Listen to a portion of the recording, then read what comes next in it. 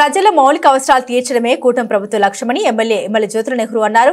ఏలేశ్వరం నుండి వయా నరేంద్రపట్నం మీదుగా జగంపేట కాకినాడ వరకు రింగ్ రోడ్డుకు ఆర్టీసీ బస్ సర్వీసును ప్రారంభించారు. ముందుగా కిర్లంపూడి మండలం సోమవారం గ్రామ వెంకటేశ్వర స్వామి ఆలయం వద్ద ప్రత్యేక పూజలు నిర్వహించి ఆకుపచ్చ జెండా ఊపి బస్ సర్వీసును ప్రారంభించిన ఎమ్మెల్యే జ్యోతుల నెహ్రూ అనంతరం బస్సులో కొద్ది దూరం ప్రయాణించారు. ఈ కార్యక్రమంలో Yeleswaram bus depot manager Satyanarayana, Kirlampudi MPP తోట రవి, తోట గాంధీ, చదరం చంటిబాబు, బుర్రి సత్యబాబు, జొప్పన వెంకట సీతారామచంద్ర వర్మ, పాటంశెట్టి మురళీకృష్ణ, మంచికంటి శ్రీను, గంగిరెడ్ల దొరబాబు, బొదిరెడ్ల సుబ్బారావు, నూతి Srinu, సూతి Srinu, Kanchi Manibabu, Vegi Ramakrishna, Pentakota Satyanarayana, Pepakayala Bujji, K Veerraju, Kanchi Krishna, ring road గ్రామాల నాయకులు పాల్గొన్నారు.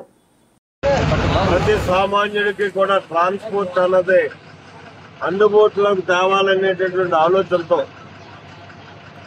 తెలుగుదేశం ప్రభుత్వంలో ఇదే బస్సు ఈ రూట్ అండ్ తిరిగేటటువంటి పరిస్థితి ఉండేది. ధర్మిలో వచ్చినటువంటి ప్రభుత్వం దాన్ని నిలుపుదల చేసింది. ఆర్టీసీ అంటే లాభ నష్టాలతో బేరీజ్ కాదు, సామాన్యుడికి అందుబాటులో ఉండాలి. మళ్ళీ ఈరోజు తెలుగుదేశం ప్రభుత్వం వచ్చిన తర్వాత ఈ బస్సుని ఏలేశ్వరం నుంచి మొదలుకొని ఇలా వయా నరేంద్రపట్నం మీదుగా మరి జగంపేట, కాకినాడ వరకు తిరగడం జరుగుతుంది. ఇక్కడ జనం ఎక్కే పరిస్థితులు అవసరాన్ని బట్టి ఎన్ని ట్రక్కులన్నా కూడా వేయడానికి సిద్ధంగా ఉన్నాం.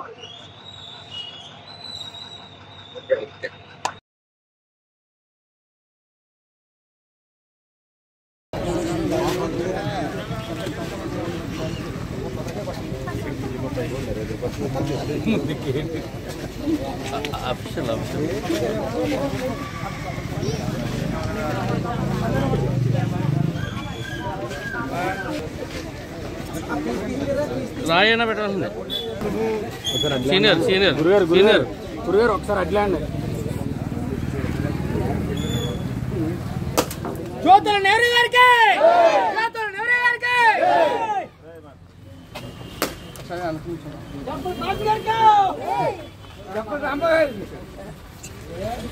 ఈసారి కొద్దిగా గ్యాప్ ఇవ్వండి.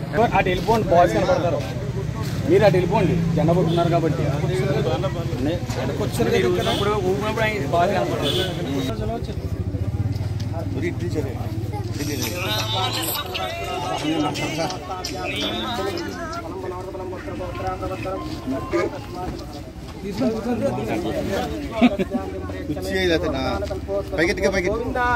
గోవిందా.